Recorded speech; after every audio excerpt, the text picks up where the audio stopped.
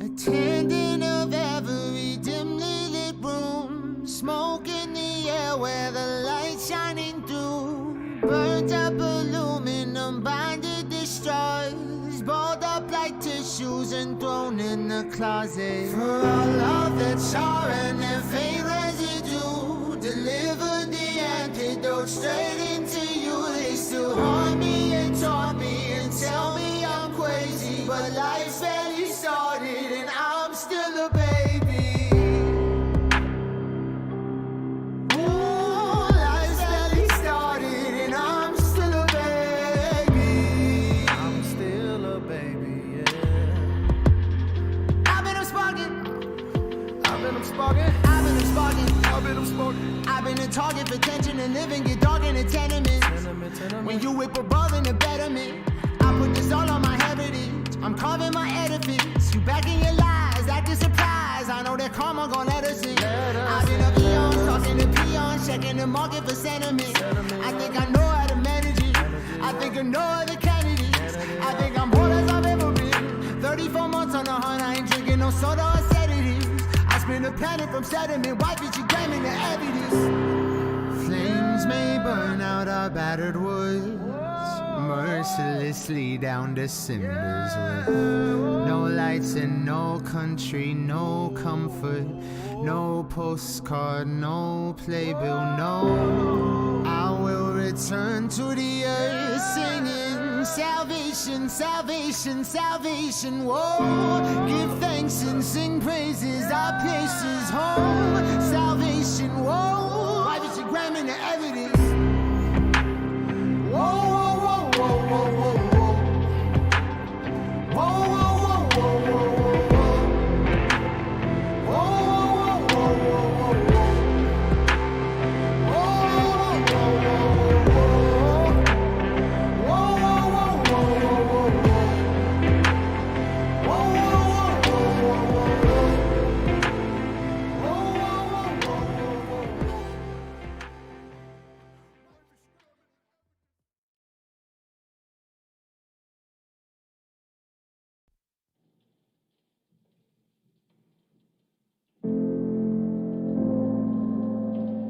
I've been ducking ribbons, playing shadows on my lover's body. I've been busy building up my case against the future me. I've been skipping desert, being careful not to miss a puddle. I've been sweating oceans in the hope that one day you could see that if you come to be at home again, I'll be drowning underneath the overhead. Oh, you ain't gotta give me nothing but a loving smile. Oh, can we spend another summer running wild? I forgot how I got in this room. Could've sworn I was born here with you. Was split up at birth, I'm not sure if it's true. It's all faded and painted in blue.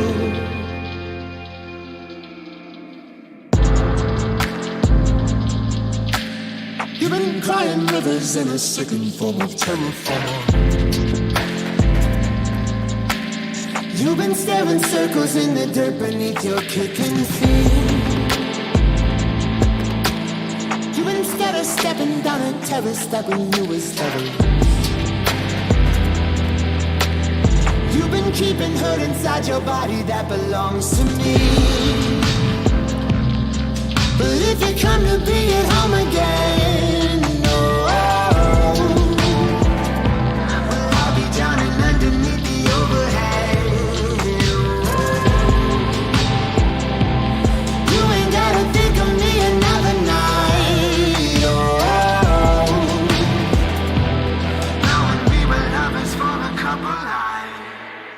I forgot how I got in this room. Could've sworn I was born here with you,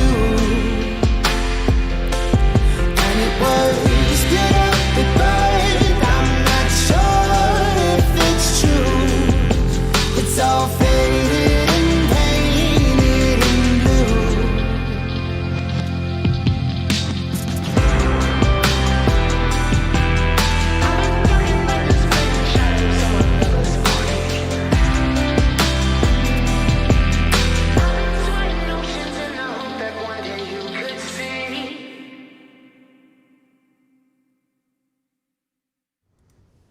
What's up, everybody? How's everyone doing? We're gonna get started here in a second. I've got some new things going on with like lighting, and it looks really dark on my monitor. So I just want to make sure that everyone can hear me okay, and that I'm not way too dark on the monitor. Actually, let me just drop this aperture a little bit. Is that better? Because the thing is, my monitor is dark so that I can color grade videos, so it's dark anyway. So I don't know how dark it looks to you guys, but I'm gonna check it out on my phone, make sure we're all good. Hope everyone's doing well. Hope everyone's ready for an exciting audit session. The team is out today because we celebrate Veterans Day, but I'm in here to make sure you guys have your assets audited. Let's check out this live stream. Yeah, it looks good. It looks pretty good. Yeah, it's a little dark, but that's kind of the intention. All right, so new lighting setup. I'm very excited. It's supposed to look natural. It's supposed to look like there's no lights. Like this might just be what it looks like in here. If any of you can guess how many lights are on right now, if minus the sunlight, you win a prize. You win a special prize. Anyways, we're gonna get started here. We're gonna start up with some questiones. So here's how it's gonna work. We've got questions posted on the Indies Live watch page. I'm hitting refresh now. If you enter a question after now, it will not get answered. You have to put it in the. He said it's dark. Darn it. Let's fix that then. If it's too dark. There we go. Turn that ISO up, dude. That ISO. We're doing all right. I just don't like how blown out this window gets when I do that. You see, you can't even see the trees because the dynamic range is not like the Sony. But okay, so here's how this is going to operate. Don't answer any questions in the Facebook comments on the Indies Live watch page from now forward.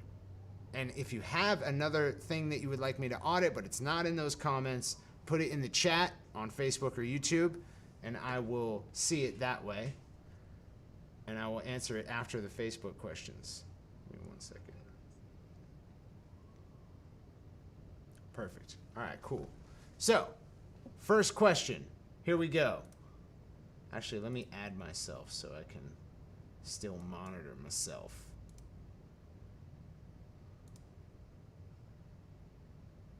Give me 1 second, guys. I'm going to delete this. And then add Black Magic device. Okay, here we go. Let's resize this real quick. Ooh, thank you, OBS. Shout outs to the young gods, OBS. All right, so Brendan Mackey asks, could you take a look at my free push shipping and handling landing page? I can. I've been running it for 3 weeks so far to a cold interest-based audience. What? That's crazy. This past week it had a 1.25x ROAS, but I feel like the sales page is pretty rough. I'm not the most visual person. It's doing super well, but I feel like I could eke out some more conversions with a solid landing page and once I get some lookalikes made. Not gonna lie, I did a little bit of cheating and heavily swiped from Corinne, Jesse, and Gracie. Brendan, I love the initiative. I love that you decided to take a model that you saw working, implement it in record time, and eke out a positive return on ad spend from cold traffic. Guys, that does not happen very often. Even expert advertisers with a brand new product that doesn't have a lot of front-end demand, not a huge market, have difficulty getting profitable ads running. And you've done it with a gosh dang musical CD. So I want to congratulate you. Okay, now, when it comes to this landing page, there's a couple things right off the bat. And this, what you're hearing right now is my modality with designing landing pages. It is not the modality necessarily of everyone. Corinne has had great results with a landing page that does not look too different from this. But I think they could have been better. My personal opinion as a marketer is I like my sales pages especially to be really good looking. I'm going to give you guys a quick sneak peek at something you're not supposed to be seeing. But for the week leading up to Thanksgiving, we're going to be giving anyone who wants to try out Indie Pro a 7-day free trial. We've got deals coming for you guys for Black Friday too, so don't feel like you're missing out on anything. This isn't even nearly the best deal that we're going to offer. But here's what, here, let me just downsize this. This is what like our sales page for that 7-day free trial offer looks like. And, you know, I spent a lot of time on this, but that's okay because it's a conversion heavy page. It's an important page. So it's worth it to spend the time on it. Now, what I would say is number one, your headline does not indicate anything about the offer. Just says, hey, we're King Cardinal. That's your headline space. So first of all, I would, maybe I can even do this by like using CSS to kind of show you. But let's see here. You've got this, well, you got some columns here. Yep, row, and then a row. Yeah. So yeah, I would make this a single column. I would put a big benefit-bearing headline. What are they going to get out of this? They should know from the first thing they're going to read is the line of text that's at the top of the screen. So the first line of text. They're going to want to know, why am I here? What am I getting out of this? So replace hey, we're King Cardinal with a benefit-bearing headline. And to give you some examples, I think this is also a great landing page. Copywriter edits pages by The Hustle. One way to learn copywriting, watch a pro. I love this article. Saw this article recently. I think it's a great example. So this is an example of a copywriter refactoring pages for copy. And so he changed meet the next generation of SAT prep to ace the SAT with just 10 minutes of studying a day. Now, do you see how the first one doesn't bear a benefit? Meet the next generation of SAT prep. Who gives a flying you know what? You know, no one cares. What people care about is that they can, if they're the right customer for this product, that they can do well on the SAT without it taking all of their time studying. And this says that you can ace the SAT with just 10 minutes of studying a day, and you can get started for just $1. That's the kind of compelling, benefit-bearing headline you're going to want to put in, not, hey, we're King Cardinal. So you could say, get our latest album valued at this price for absolutely free. Just pay the shipping and handling. That's a good headline. Then I would have it be video. So if this is a VSL, I'm pretty sure that's what it is. Let's see. Thank you all so much for listening to and supporting our music. Oh, that's cool. You did the reverse thing. Isn't that Chris Roby did that too, didn't he? So we really wanted to show how much we appreciate that you decided to spend some of your time listening. This is great. So yeah, so what you're going to want to do is make this directly underneath that headline. Then take this and move it below the video. Now, I would change your copy here as well. We play Americana music. What's Americana music, you ask? It's a little roots rock, cosmic country, delicate folk, and indie rock all rolled into one. At least that's how I see it. If you like pedal steel, finger picking, and a lot of harmonies, then you'll dig us. And if you dig us, then grab our latest full-length album, Great Lakes. Get it here. So, first of all, I could go through all of that, the headline, the sub copy, and the button, and not know that I don't have to pay anything, right? You have yet to indicate to me that it's pay what you want. I have to scroll on some devices, or in this case, you know, it's right there. For a limited time, it's pay what you want. So there's a lot of missed opportunity there. So let's first worry about this copy. I would refactor this. I would say, if you like pedal steel, finger picking, and a lot of harmonies, then you'll dig us. Great. That does clue me into what I will experience from this album. So that's good. you might even throw in some comparison groups. Like if you like these groups, you'll love us. And then I would mention, well, I would then, after saying why, like you're in the right place if you like these things, I would then transition to saying you can get our latest full-length album, Great Lakes, for absolutely free, because for a limited time, we are offering pay what you want for this album. We want to get it into more people's hands, or whatever your pitch is, but it should be a little less focused on like cluing people into what Americana music is, more focused on why are you going to like us and why are you here? What do we want you to do next? What's the action? And then I think pay what you want. I don't like the idea of like pay is front loaded versus what you want. So I would say like set your price could be a good button text, or get the album, something like that. Claim your deal, claim your special, claim the special, different things like that. Get it here. I mean, it's good. There's nothing wrong with that, but you could try out some different button text maybe. And then below the fold, so all that, everything I just explained, you got your headline, benefit bearing, you got your video in a single column. Below the video, you have your copy that's been refactored, and you have some, a different button, or maybe the same button. I mean, get it here is not bad. Then I should have to scroll to see any other content. So that when I load this screen, whether it be on 1920 or here 4K, so like this is a 4K view, I can see all of this. And then if I switch to a 1080, it's actually the same. So it's responsive, but yeah, you're basically going to want to push this whole section right here down below the fold. People should have to scroll to see this. And then what you want to put yourself in the state of is imagining if someone scrolled, what is their mindset, right? Because scrolling is an action that you don't always take. Why did they take that action? Why are they scrolling? Well, they're probably scrolling because whatever you've got above the fold didn't cut it for them. But they're not so disinterested that they're going to leave. They're in this sweet spot in between, which means you've got them. They dig something going on here, but they need more.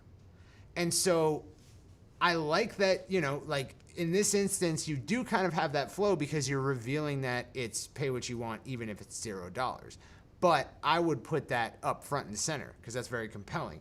And then as it goes down, explain to them a little bit more about the album itself, what they're going to receive. It is printed on this, and it's it's this long. It comes with this many tracks. Here's the track listing. And then you might even put some testimonials or kind words you've received from fans about this work or about this offer. And that is like some convincing stuff there. So that's my refactor idea. I hope that helps. Now, one thing that you should do, what you can do to sort of always avoid, or at least have a little bit more control over how your page looks and feels, is remember these simple rules. Above the fold should be just about taking the action that the page is for. Nothing else. It really, sometimes the best above the fold content is just a headline and a button. That's it. Because, really it's about controlling the focus. Focus on what's important. So remember that, and then remember if they scroll, anything below the fold needs to address why they're scrolling. Hey, I'm not convinced yet. Hey, I don't yet understand the value of this thing, so I'm not yet ready to part with the cost of this thing. I need more information. I need to feel more secure. Different reasons why people scroll.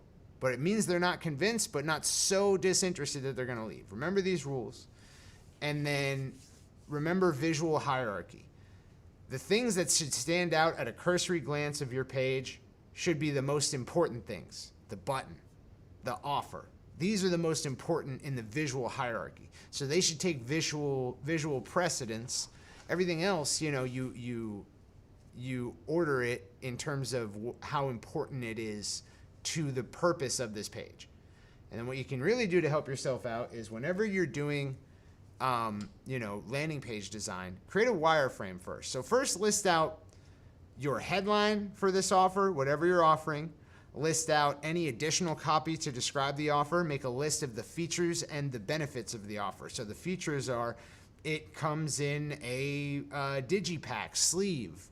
You know, it's this long. It has this many tracks. It was produced by this person. It's our third. These are all different features of the offer. And then you add "so that" to each one. It comes in a digipack sleeve so that you have a carrying case for your album. Like, it can get silly, but literally do it for every feature you can think of. It'll get silly. Some of them won't be relevant, but that's how you get the let out. That's how you get the gold. So always do that, features and benefits. And then, is there a risk reversal? Are you guaranteeing this in any way? Is there special pricing? Is it limited time? Figure out all these things beforehand, and then go to a tool like Mockups, which is fire. I love Mockups. And you can, let me just log in here, see if I've got something. Hit.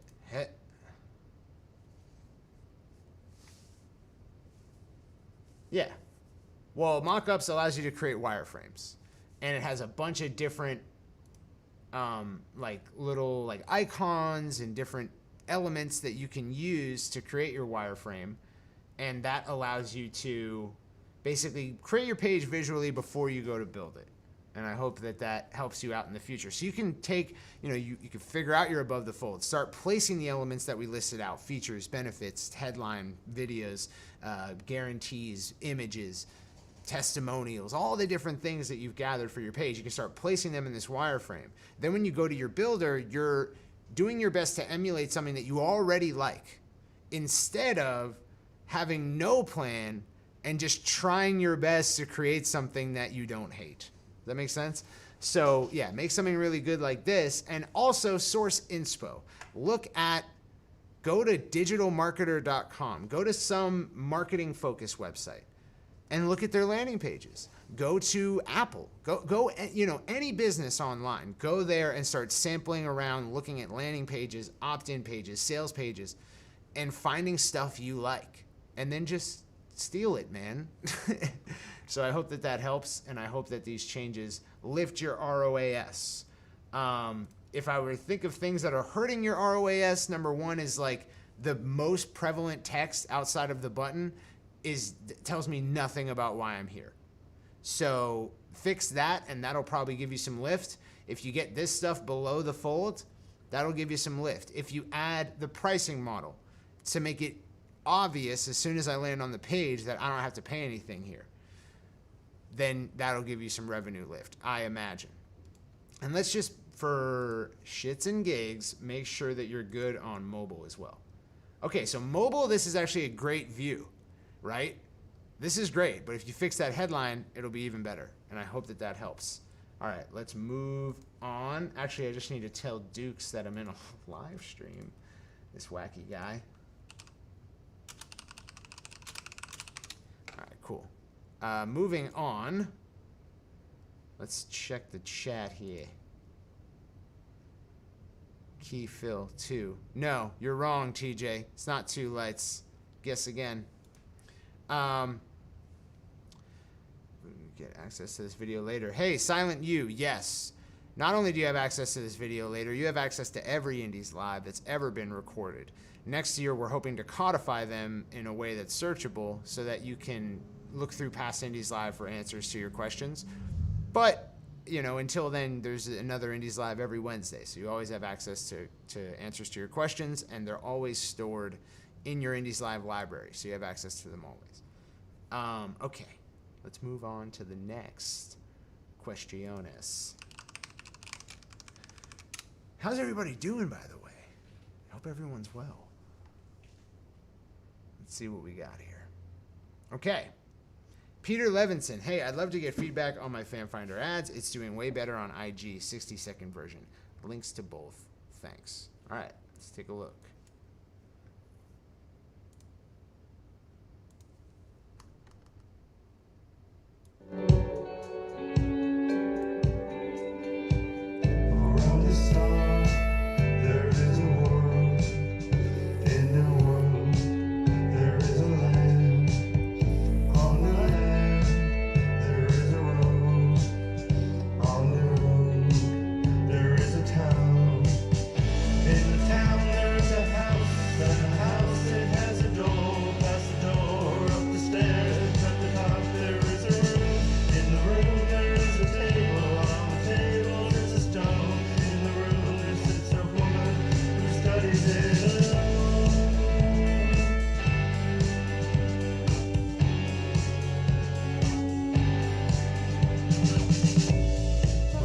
I'm interested as to why this does better on IG.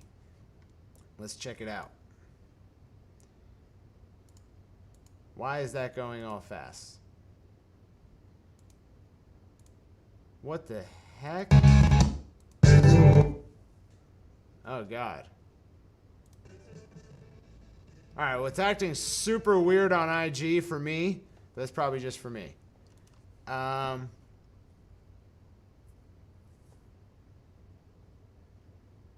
Huh. I mean, I don't really know why it's doing better on IG. But it seems to be getting a response. People are commenting on it. Some hate, some good comments. Pretty typical. You work for Bill Nye or something?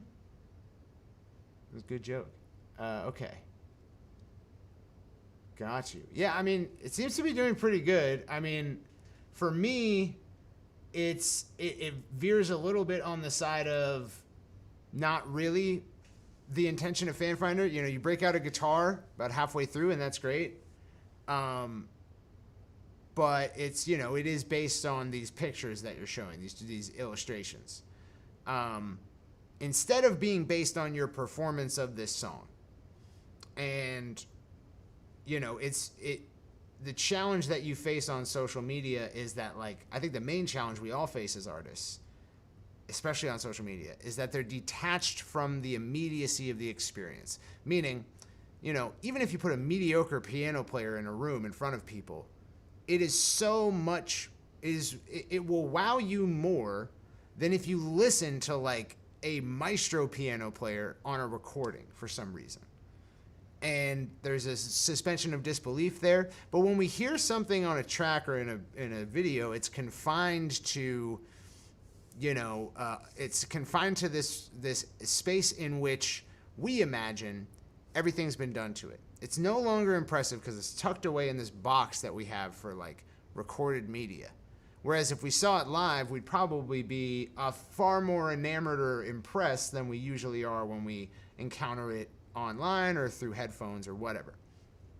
And so the goal is to reintroduce and rescue some of the feeling that is lost in the transfer from a live experience to a recorded experience.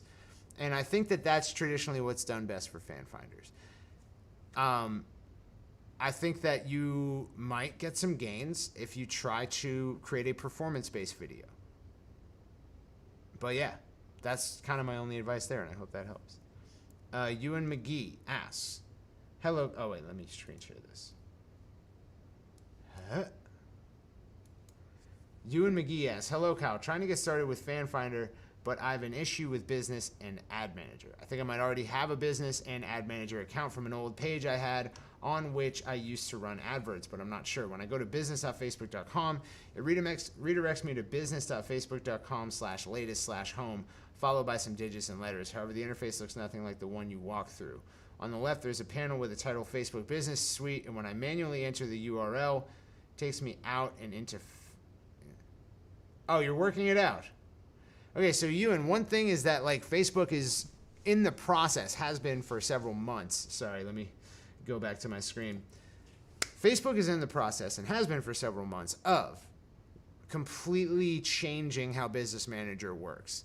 Furthermore, like, even if they weren't for this massive overhaul that's happening right now, there would be constant UI changes anyways, because that's kind of how Facebook operates. So there's always going to be a mismatch from the training videos to the Facebook UI. It's just that in this case, it's a particularly huge one. Now, I think the issue you're facing is that you've yet to claim your Business Manager, or you're at some kind of splash screen and you've yet to visit some link that will show Facebook, hey, he's been onboarded to Business Manager, give him all of the tools. And this has happened in the past. It used to be that, like, until you visited Creative Hub, you don't have audience insights, weird stuff like that. And I imagine that that's what's going on.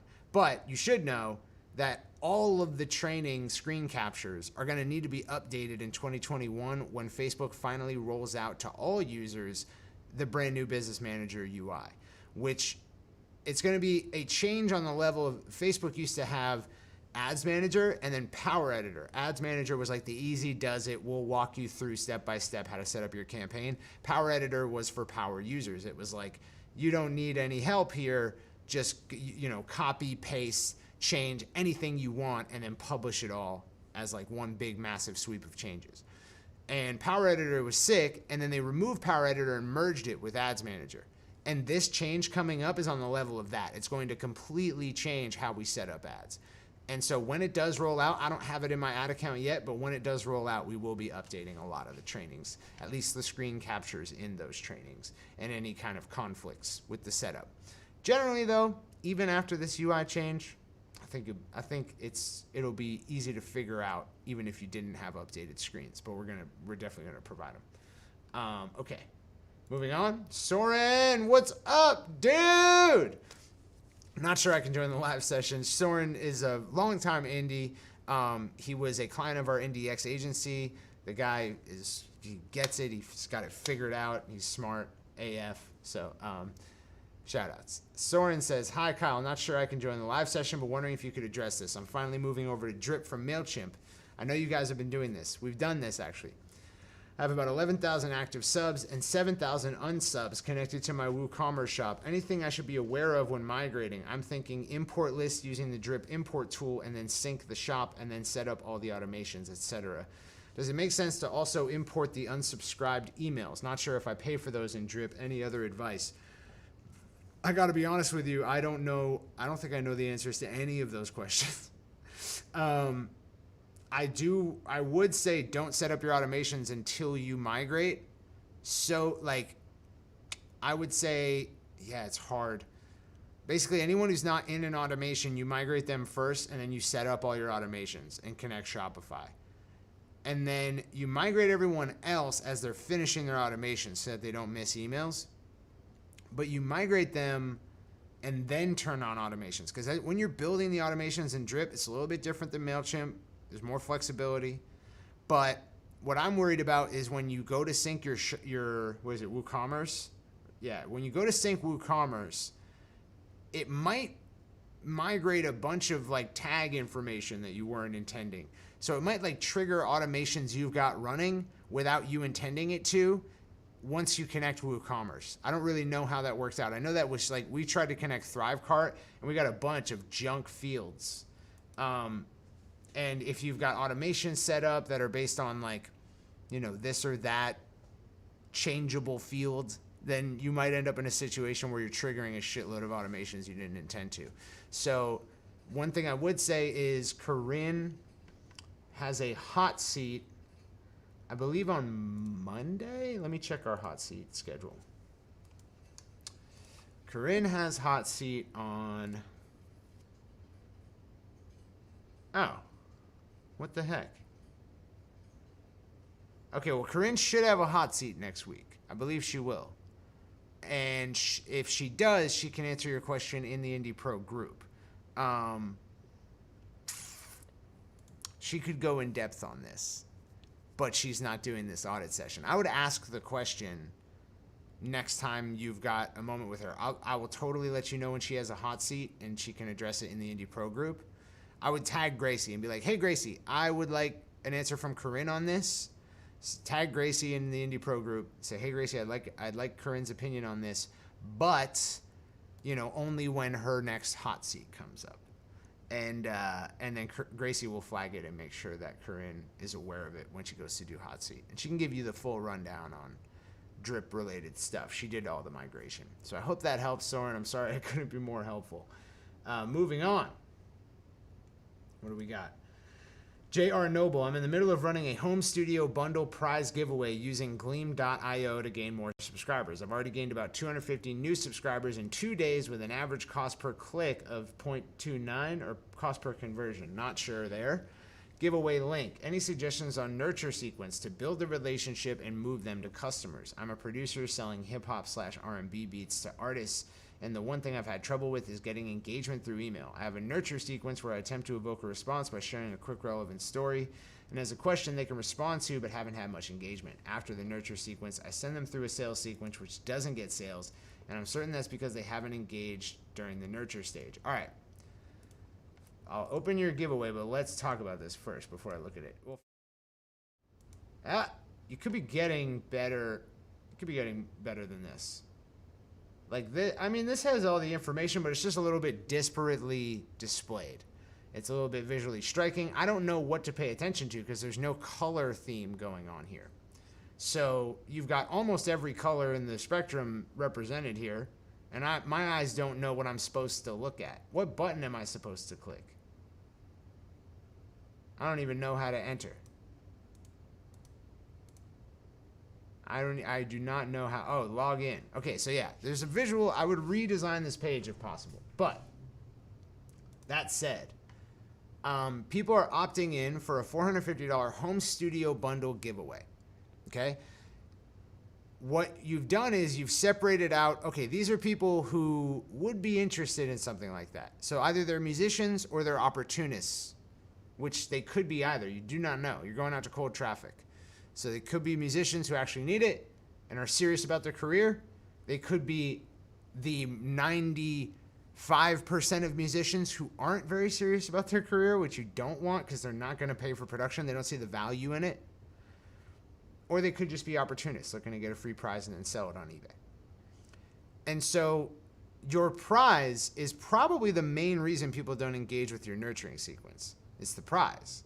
The prize denotes, you know, when we run contests, we do not do a whole lot of reliance on, we're just trying to generate awareness for the brand. So we're trying to put content in front of them that's helpful to them. Maybe a helpful download to get them on the email list. But generally, we're not expecting engaged email subscribers at a contest that have a prize that doesn't indicate to us that this person's incredibly serious about their music career.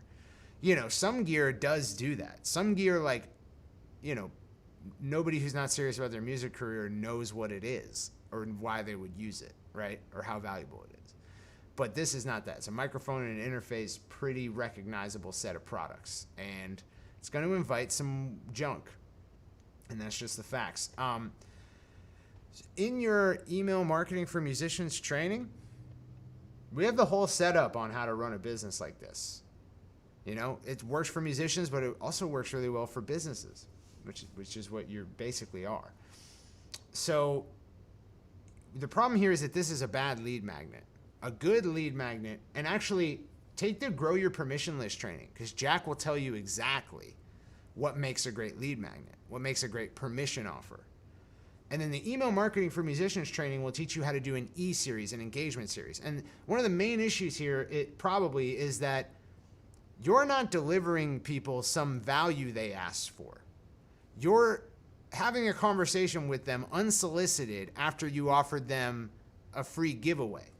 It takes them nothing to try to claim this $450 in value. And it does not indicate to me that they are definitely like the people who have the problem that your business solves. So your lead magnet should ideally be linked to your product. It should be a free splinter of your product. A little bit of the value that your product will bestow for free. For instance, for the Fan Finder method, our lead magnet for that product is the targeting worksheet. Gives you a little bit of the puzzle, definitely helps you out if you don't know how to build interest-based audiences, and it helps you learn how to do audience research. So if you're doing advertising and your audiences suck, this free resource will fix that. Fixes part of the problem.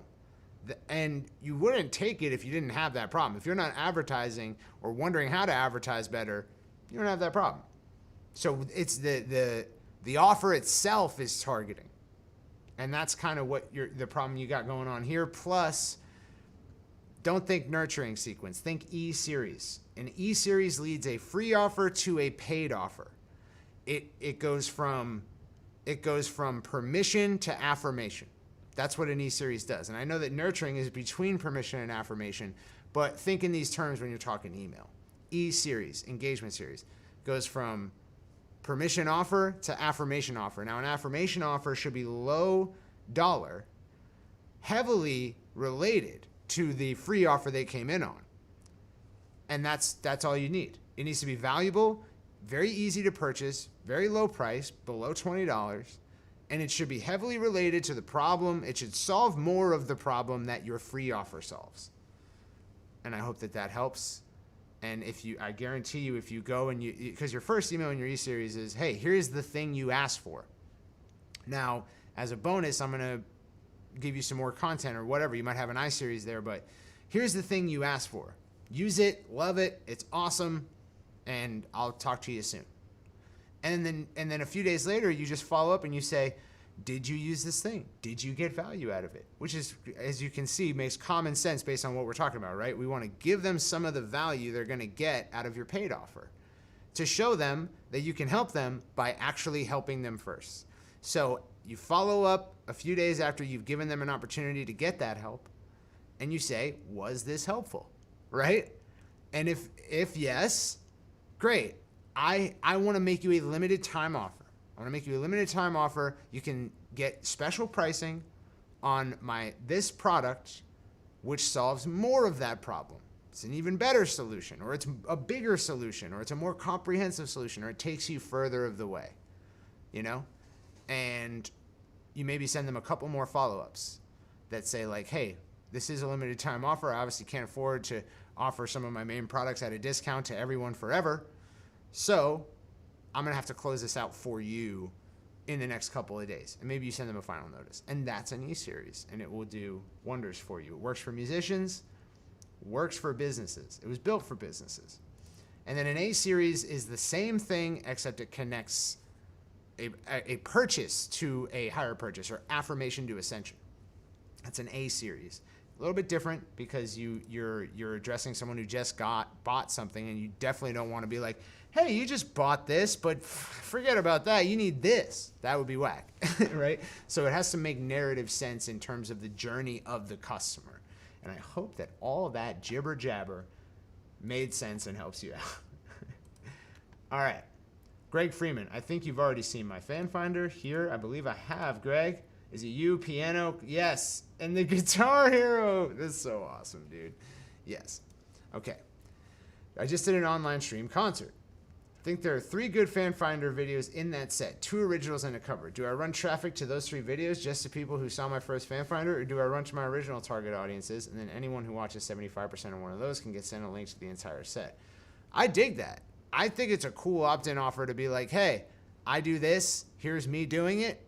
If you dug that, I'll send you the whole set. I've been trying to, keep doing live stuff, but without being able to do live. So I'd love to send you the whole set. If you like that, click here, sign up. I'll send you the whole set. It's a great offer. It's cool. Let me check out the set though.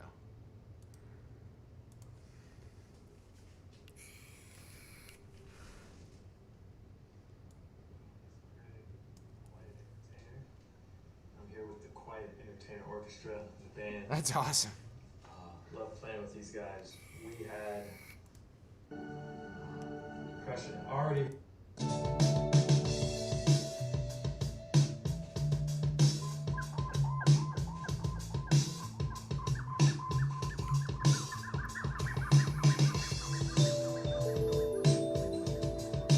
This is sick.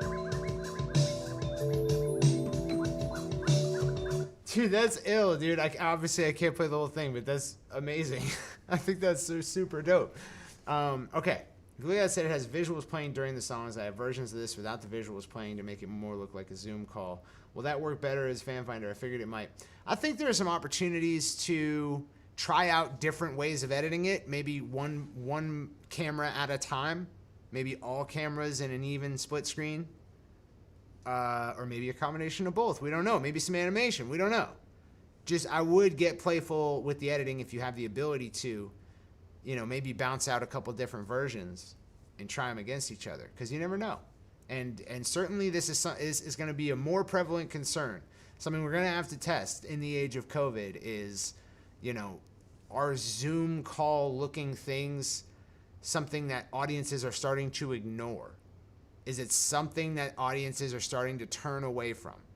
Because we don't know. There's a lot of Zoom call content online right now, and people might be getting blind to it. So we'll find out. I recommend that you test. Additionally, this is going to be a live CD DVD. I was going to do a free plus shipping and handling thing with the CD, but then I found out I can make a DVD. Anyone who watches the set can get an offer on the DVD or CD. How do I make money off of it? I currently just finally have a Shopify set up with one product. I think a DVD of the set, if they really dig it, is a good free plus shipping and handling offer. I would offer it directly. I don't imagine you're going to be doing like a crazy amount of volume off of this. So if you get any conversations, like, you know, I imagine if you try out with some light ad budgets on this as a fan finder and even get some takers for the full live set to watch it online, they sign up and watch it. That's great. If you can do that successfully, or just getting interested people in the comments and you're having conversations with them and they're like, oh, where can I check out your stuff? Try first making that free plus shipping and handling offer directly to them. Be like, hey, I just made DVDs of some of my live sets and I know you had said that you dug it. Wanted to see if you wanted one. I can actually just send it to you for free if you just pay the shipping and handling. And if they say yes, send them to the page and start generating offers that way. Before you start to think of this as like, I'm going to build them with the fan finder, retarget, and it's all going to work narratively. Because it rarely does. It's usually pretty messy. And you want to make sure the offer works. It's a good offer people want to take before you throw gas on it. And I hope that makes sense. Also, I would just run this. I would not run it to those who saw your first fan finder. I would run it to them, but not exclusively. Take a much more ecosystem-wide approach to all of this, right? Insofar as you still want more fans than you currently have, don't hide anything from cold audiences, you know, except for offers that they're not going to take.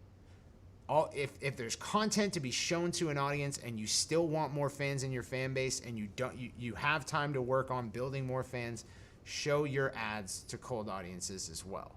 Especially like something cool like this. And I hope that helps. All right, guys, we're on to the chat. We've got 18 minutes left, making good time.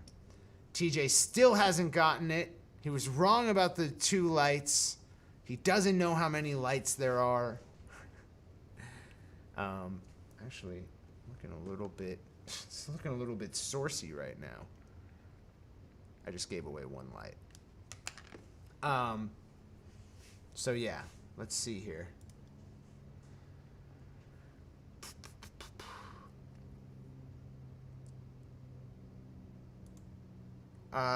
Silent U, if you post a link, I don't think you can do that on YouTube. I don't think you can post the link. But if you enter it in the Facebook comments, I might be able to answer. Let's see here. I'm just trying to figure out if there's any more questions before we move on.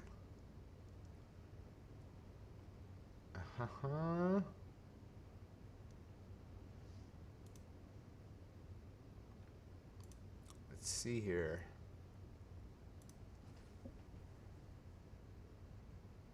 I guess we're out of questions, guys. There's nothing in here. Nobody wants to know anything. I mean, we still have like 15, 18 minutes. So let me know if there's a question I can answer.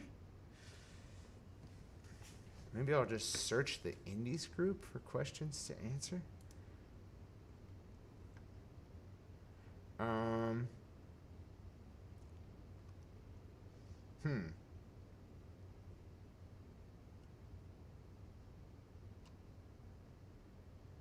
I guess not. Hot Seat's got it covered. All right, guys. Well, TJ couldn't guess how many lights are in this scene. We got... Okay, we do have a question. Eufus Band asked, are there tactical differences in engaging IG warm audiences and making email offers compared to Facebook? No. And more importantly, when it comes to crafting offers and making them to an audience, the medium does not matter. The offer matters. There's, what does Ryan Dice say? There's only ever offer problems. When you go to diagnose marketing issues, typically, unless it's like a technical issue, there's only ever offer problems. The worst copy in the world will still sell a great offer. Doesn't matter.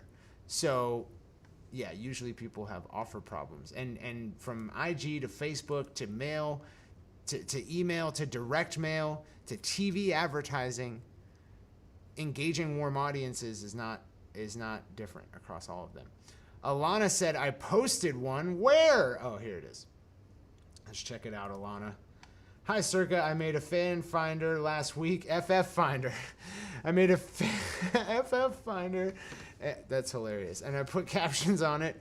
The band sounds great. My vocal is so live sounding. Is it fine in that we're targeting certain female vocalists? I wonder if I should try to refine the vox at all. Also curious about what headlines you would recommend. Let's check it out.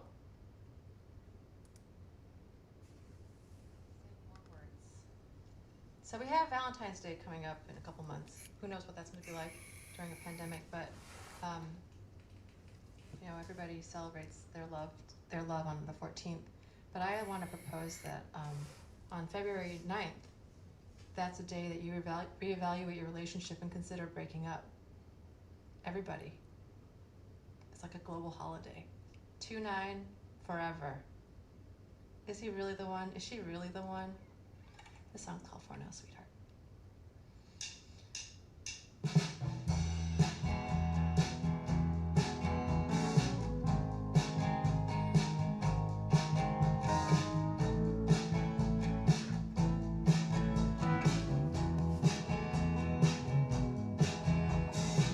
I said I want to, but you're not ready. You're just happy, going steady. It's gonna be a long, long night. Yo! I can't always be your girlfriend.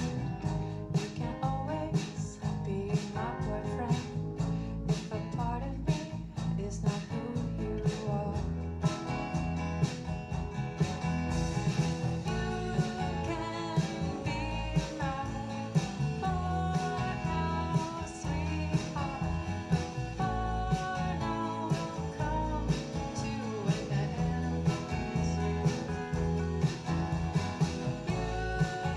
can be my for now, sweetheart. For now is not forever. I could pretend that there's no pressure, but I'm feeling a little pressure to hear promises that I can't hear. You can be my for now, sweetheart, but for now come to an end. You can be my for now, sweetheart, but for now is not forever.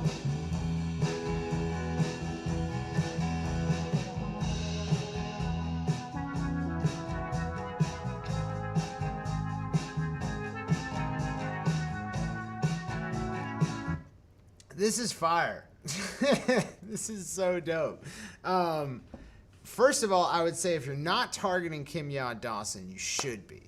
I got a very big Moldy Peaches vibe out of your song. I hope that that's not an insult to you. For me, it's a great compliment. I love Moldy Peaches. Not a huge fan of what Kim Ya's been doing lately, but Moldy Peaches is fantastic, and I very much got that vibe.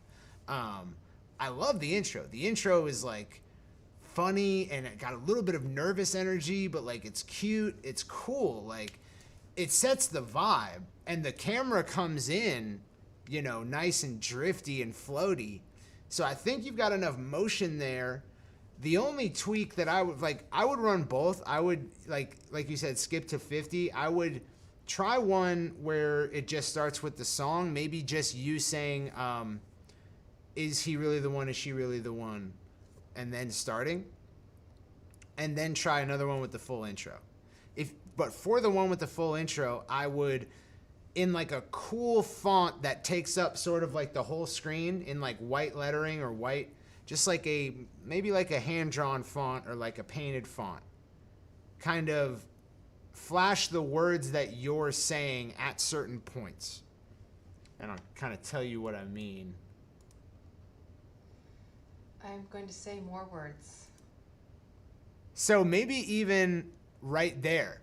I'm going to say more words, like right in front of the thing, and then there's no text, and the camera starts drifting in. So we have Valentine's Day coming up in a couple months. Who knows what that's going to be like during a pandemic, but you know, everybody celebrates their love on the 14th. But maybe everybody celebrates their love on the 14th also gets like the treatment of the font, the lettering.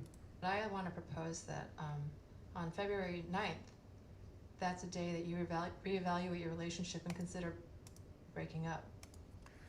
Consider breaking up? Reevaluate your relationship and consider breaking up? You kind of want, like, if someone's got the sound off, what you want is, you got to imagine I'm scrolling my phone, right?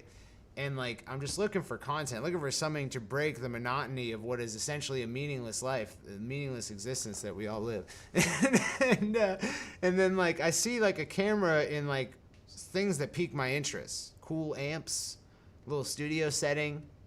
It looks cool. And I'm like, oh, what's this? And then it says, what's the first line? I'd like to say a few more words. And I'm like, that indicates to me to turn the sound on, right? And it's cool. It like grabs my attention. And then it starts like the camera's coming into the room, and then I'm made aware that it's about Valentine's Day. And then I'm made aware that you're anti-Valentine's Day and pro break up with your significant other day. And right, like I get that, and then you start the song. Beautiful. And I think this is great. Like, you know, a lot of people take Fan Finder, and it is unfortunate that a lot of people end up trying to not do Fan Finder to spec.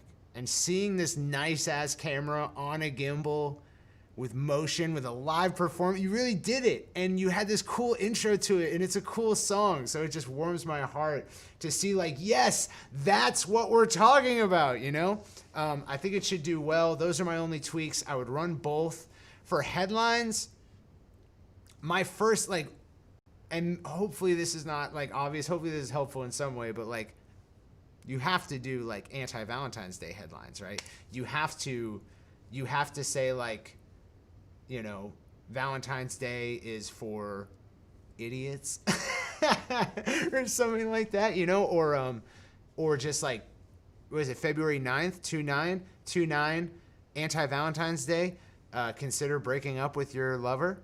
Like, those are really compelling headlines. So, and then maybe a few more curiosity driving ones that don't give them that like clear theme for the video, but rather like intimate towards it. Like, aren't you tired of celebrating Valentine's Day? Or like, you know, is he the one? Is she the one? You know, you've got great, you should have no problem drafting headlines for this. Like, I just like spilling out with headline ideas after seeing it. Great job. I'm going to show, in a future iteration, future piece of content somewhere, I'm going to show people this and be like, she did all the things that we mentioned, and you just do not get the feeling from it that it's the culmination of all these things. The floating camera, you know, the nice cinematic look, the live performance, you know, it all culminates to be like a compelling ass video. It really does. And you did a great job. So good on you. I hope it does I think it's going to do really well for you. I really do. And I hope it does. Didn't we meet at CD Baby? I feel like we met at CD Baby, but maybe not. I believe we did though. That's it, guys. That's all unless someone's got a question. Oh, okay, we do. Your view on titles or band name being on the video anywhere or even website. Is it better to keep it simple? I think it should be on your website. I think you don't need, the title of the song should be somewhere in the copy or in the responses or, yeah, I guess, yeah, you do want the title of the song to be prevalent somewhere. I wouldn't ruin a headline for it, but I would maybe like comment immediately after. If the name of the song is not obvious from the video in a way that's not disruptive, then I would write like the first comment and just say like, hey, this song is called this. It's available here. Check it out. So yeah, that's my opinion on it. Not really a hard, staunch opinion, but definitely on the website. Because ultimately, Facebook ads have what is known as the Facebook waterfall effect, whereby, for some reason, on Facebook as opposed to other platforms where we do not see this as much, people who see Facebook ads will then go and like search you, and you'll see increases in traffic to like everywhere else you exist. But if they can't search you, you miss out on that effect. So you definitely don't want to obfuscate the name of your band, which should be, it's going to be on your ad no matter what. So the name of your band's good, as long as your Facebook page is named after your band. But the name of the song, that, and links to where where you ideally want them to check it out, that's helpful. Would be nice to have some review on my landing page. Jess Yang, I got you. Let's go to a screen share. This looks good. Shoot Down the Sun by Jess Yang. Oh, can I click this to go to your home page? I can. Wait, it's the same page. I would just remove the link from this icon up here or over here. This icon at the top, right around here. This is, I understand that this underscore is a design element of the titling, but it does kind of make me feel like this is a menu. My mouse wants to go up here and click it. I like that the button here, claim your spot. Great job. Great job on that. And this isn't great above the fold. I'm just nitpicking. This is you did a great job. Get to know Far East ancient mythologies behind unreleased songs. I would try out different headlines for the landing page. Get to know Far East ancient mythologies. I like Far East ancient mythologies. I like that I might learn about that. That's cool. If that's like something I'm into, your target audience. But I think get to know Far East ancient mythologies is a difficult sell because it's like, get to know them. What? Like they're my neighbor, you know? Like that's not a typical use of that like phraseology. So I might say something more like, learn about the Far East ancient mythologies that inspired these 8 tracks and see how they make us see the world so different from you. I would change that to like, and get the tracks and get free downloads to all the songs plus bonus content. I like that it's poetic, but it's ultimately unhelpful for the user because they're not here to decipher poetry. They're making split-second decisions on the internet. You want to give them the information they need because they're probably, if they're going to take the offer, it's because they very quickly understand it and it's compelling to them. So I would change that up. And then I would make this not a ghost button because it kind of disappears. There's a lot of red grading in this video, and so the button disappears. Make it stand out by making it look visually like this one. And then below the fold, BBC Radio. Yeah, that's a great testimonial right there. That's some authority right there. You need great sensibilities for building a landing page. I'll say that. This is fucking cool. This is awesome. I mean, that's, yeah, that's cool. Cool. I'd say this is dope. The only problem, okay, so this right here, right? This is what we're looking for. This is your offer. This is your offer right here. Unreleased songs with stories sent to you. It shouldn't take me to get to the bottom of the page to know that I get all this. I should know that up front. That should be above the fold type stuff, good sir. That I had to search way too hard to find the value of your offer. I like, because you're going benefit heavy. I understand, like, these are features, and you've gotten plenty of benefits in before I see the features. But ultimately, even though they're boring, even though they're not persuasive, I still do need to know the features. Like, it can't be a mystery to me as to like what I get when I sign up. I should know explicitly. This is cool, man. This is so tight. I mean, great. It's a great looking and feeling landing page. I think you've got mostly copy challenges from here on out. The only visual hierarchy problem is this button. Everything else is amazing. So this is really cool. This is really cool, Jazz. Great job. All right. Let's move on.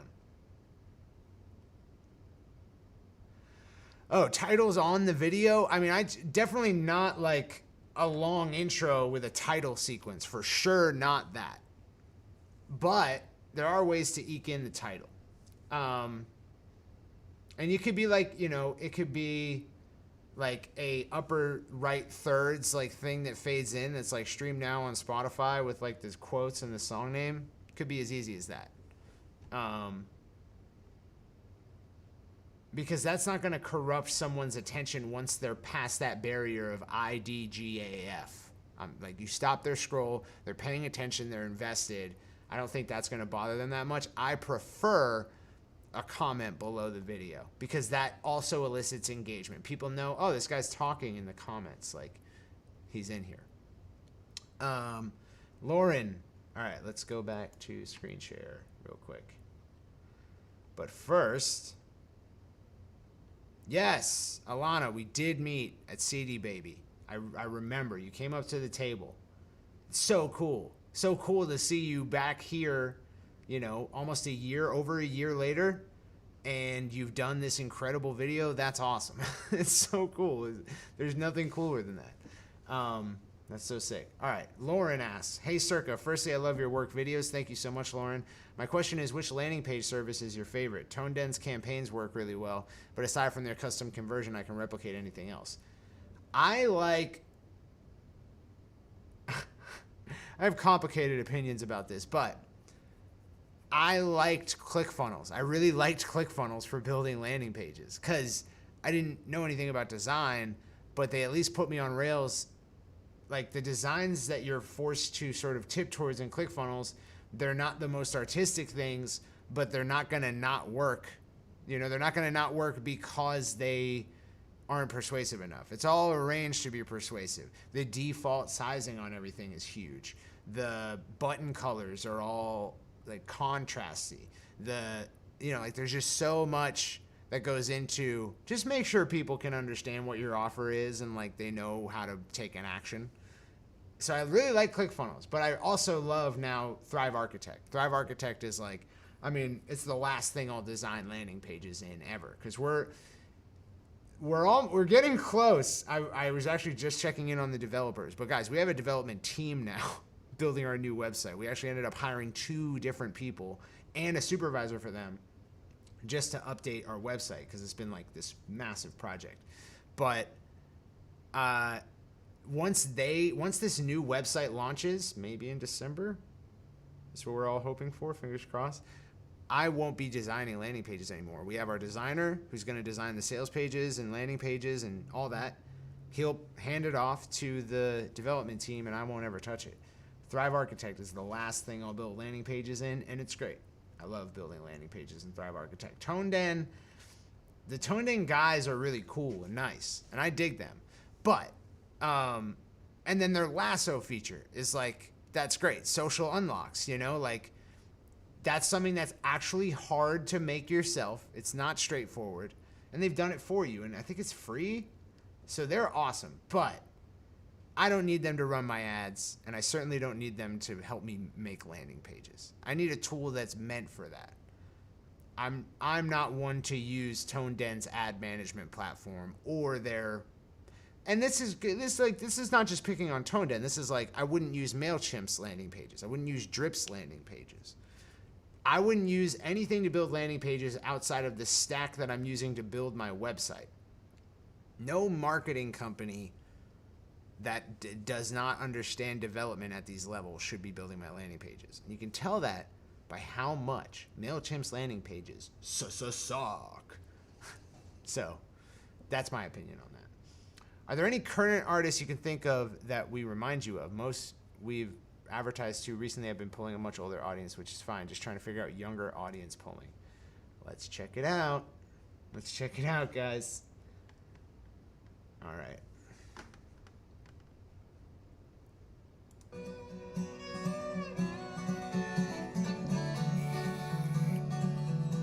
Pokey Lafarge.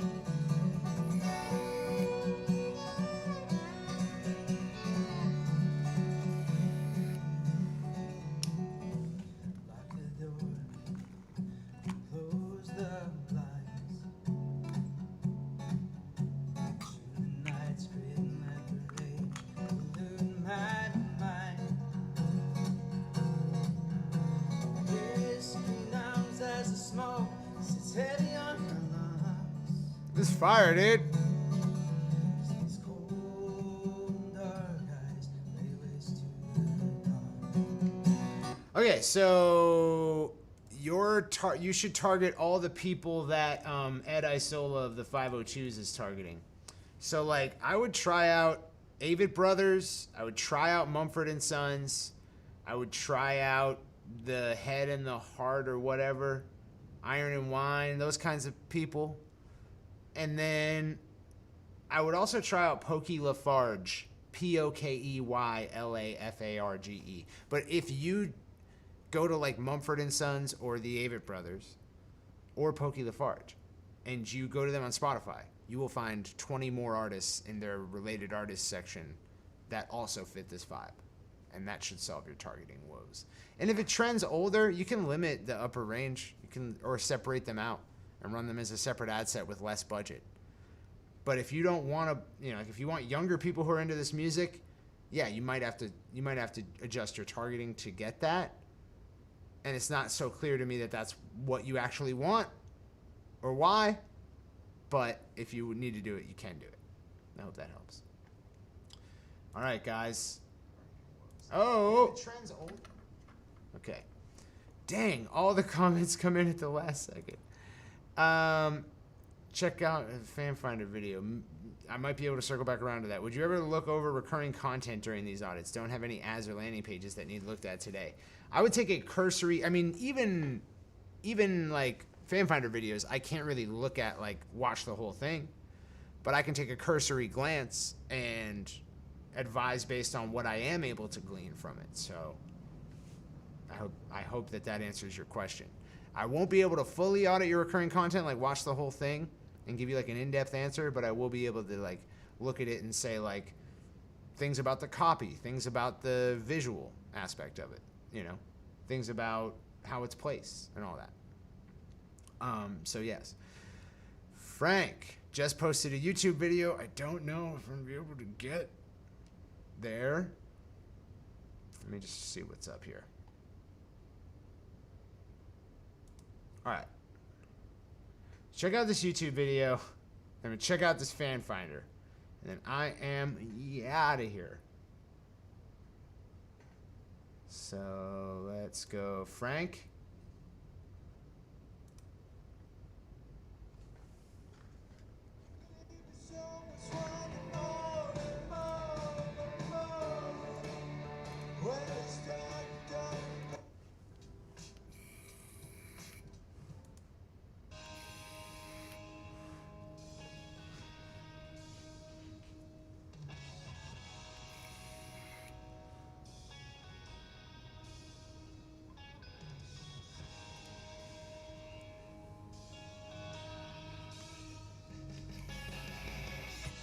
Fui rompiendo sin querer, delicado corazón.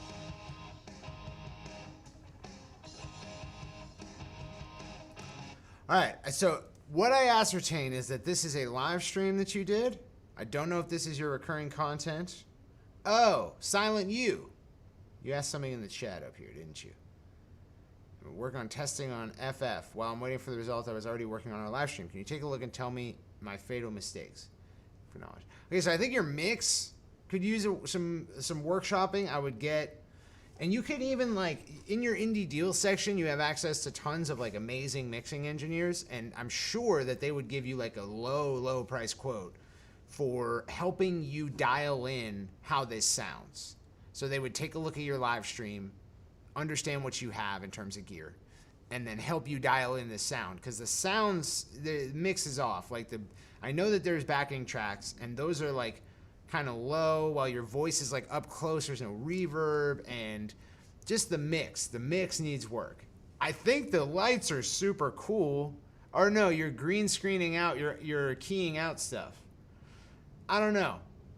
The thing about keys is that, and green screen work, is that it often looks unattractive visually, far more often than it actually looks like some suspension of disbelief. It more often looks low rent, even when done well, than it does look like great. So like green screening is a delicate thing. It definitely because everything's so wacky in what you've got going on here. Like, look, there's green poking out here. Like, clearly this isn't a room that you're in and what it looks like. And so what you're doing is you're lying to me as an audience member. You're saying, look at all this wacky stuff. So it takes it into like meme-ific territory. I hope that's a word that I can use without being too chastised for it. Yeah, like, it's not to be taken seriously because, you know, this green screen effect is kind of touching everything. It's clearly not pulled off at a higher production level, and I generally would try not to make high production value choices if I don't have the gear or the sort of like expertise with them to pull it off. So I would go bring that camera down to about the level of your chest. Like this camera right now it's like at my chest. And that looks better for males. Women do not like to be shot from this angle because it does reveal the chin. But, and that's just my experience, like I'm sure not all women, but my experience with shooting women is that it's overshot. But with males, it looks better undershot, typically. And I would say for females too. I would say that that's a misconception. But I would bring it down closer to you, maybe with some depth, and then don't do the green screen. And then get your mix fixed and just deliver a badass performance. And I think, but this is a live stream. Even in that scenario, I think all those tips go for live stream as well. I think those are my recommendations for live stream as well.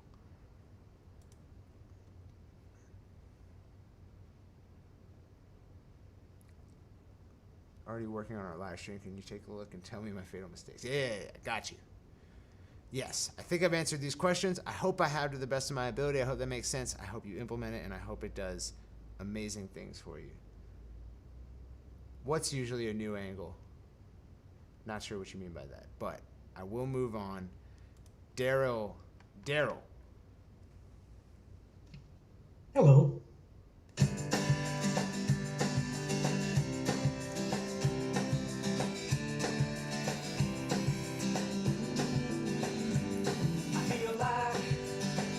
Sun is gonna shine again. Been dark for so long. I feel like gonna feel fine again. And all I need to do is sing that song. You say time will heal. I didn't feel like it worked that way. Been given a time, but time is giving nothing back. Then one day I had something to say, made me change the way I feel. And all of my colors, they came back. Okay, so your pattern interrupt is a little bit of a cheat because you're just like fast forwarding, coming out of the closet and saying, hey, and there's no reason for you to have done that. You know, it's just like clearly an attention grabbing thing. So it's a little bit transparent there. I would refactor this almost entirely because also you've got a lot of quick cuts to like closer cropped in shots of your face, but I know they're from the original camera because the resolution, it's not like you zoomed in or you had another camera, it's just a crop. And even though other people won't be able to articulate that that's what they're seeing, they will get the sensation of seeing that, which is, you know, it's just like little off-putting things. What I would do, remove the backing track. Get the backing track out of there. It takes me completely out of it because ultimately it's dishonest. It's not what's going on. You don't have a drummer there. What I want is what's going on. And I think your best foot forward is going to be outside, backlit, sun's behind you. And yeah, and then a moving camera. The camera is moving slowly, ideally without too much shake, moving like sort of around you. And so maybe the camera, like if you saw in the video that I reviewed earlier, the camera's on a gimbal, maybe you don't have access to a gimbal, that's fine. Maybe you hire a videographer who's got one and they make you a badass video like that, maybe, I don't know. But if you got a camera phone or whatever, you know, some simple pushing in to introduce, and then you doing this song stripped down, just guitar, and really trying to sell it emotionally rather than trying to like give this more raucous performance. And And I think that's going to be your best foot forward. I think stripping it down, bring it back to reality, go outside where everything is always pretty, and you don't have to worry about a backdrop or like too much different stuff because people are just happy to be outside. And then you having a guitar outside has its own like sort of quality to it. And then perform this same song, but kind of slow it down a little bit, put more emotion into it. I think that's going to be your best foot forward. And you want to get a take that has no cuts, has no editing trickery, or at least none that I can notice. But yeah, I wouldn't, because I'm taking completely out of it with the fade to black, come back in, cropped in on your face. I'm taken out of it by the fade to white. And I think that you're going to reach a wider audience more compellingly if you strip it down, go outside, and just deliver an acoustic performance of this. And I hope that helps. Okay, Mickey, I'm going to review your thing, even though you snuck in under the door. But I will review it. Let's check it out. So, okay, wait, where is it? Okay, it's sick. Rap, go hop in the chat. What's up, that? I'm the pen and nap, waiting for the bag, chasing that. Which one of them gotta face me in the rap? Ain't back, I love those. Y'all can't get much though. Stay out of trouble. I burst your bubble. Hold on, let me pin a little comment for y'all, man. Mickey Mondays. Yes, sir. Give me topics to rap about in the comments section. Okay, so first thing I would do with this is I would spend some time creating copy that you always post. And maybe you change like some of it, but you're always using pretty much the same copy, same text when you do one of these IG Lives. And that's always your description of the IG Live. Mickey Monday's IG Live episode 19, not particularly compelling. It's a title. It's descriptive. It is what it is, but it tells me nothing about why I should watch. So lead with why I should watch.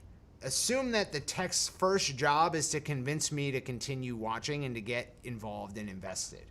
And if you can do that, if you can say like,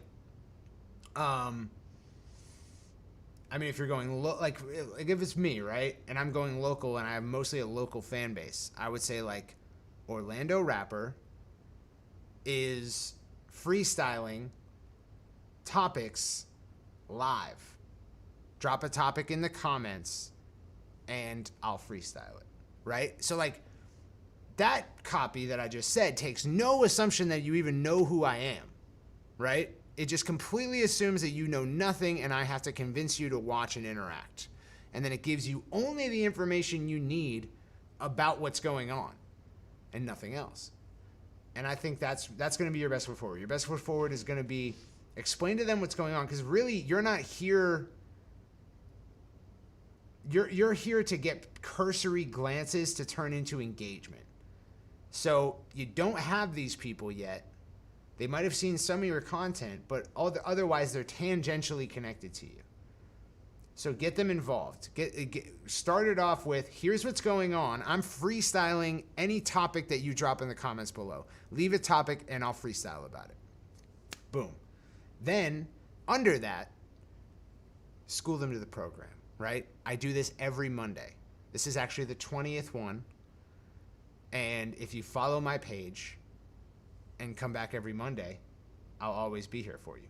And then I would also maybe have something you say in the beginning of the live to welcome people to it. And every time you stop freestyling for a break, have like a prepared thing that you say. Like you start off the live, like, welcome to Mickey Mondays. I do this every single Monday. I freestyle for an hour long, and I freestyle only about topics you drop in the comments. So drop a topic in the comments and we'll get started. Hope everyone's having a great day, whatever. When the comment comes in, you're freestyling. And then when you take a break, you're like, we just got done with another, freestyle. If you're just joining us, this is Mickey Mondays. I do this every Monday. I freestyle, topics that are in the comments. Anything you want to rap about, leave it in the comments and I will freestyle. And so that way you're always sort of keeping people informed about where they're at, what they're supposed to do, and why they should stay. And you're onboarding people to it's every Monday, so come back on Mondays. Your favorite part of Monday, right? And I hope that helps. Guys, I'm 20 minutes over, so I'm going to end this Indies Live. I hope it was helpful to everyone who participated, and I hope you guys have a great rest of your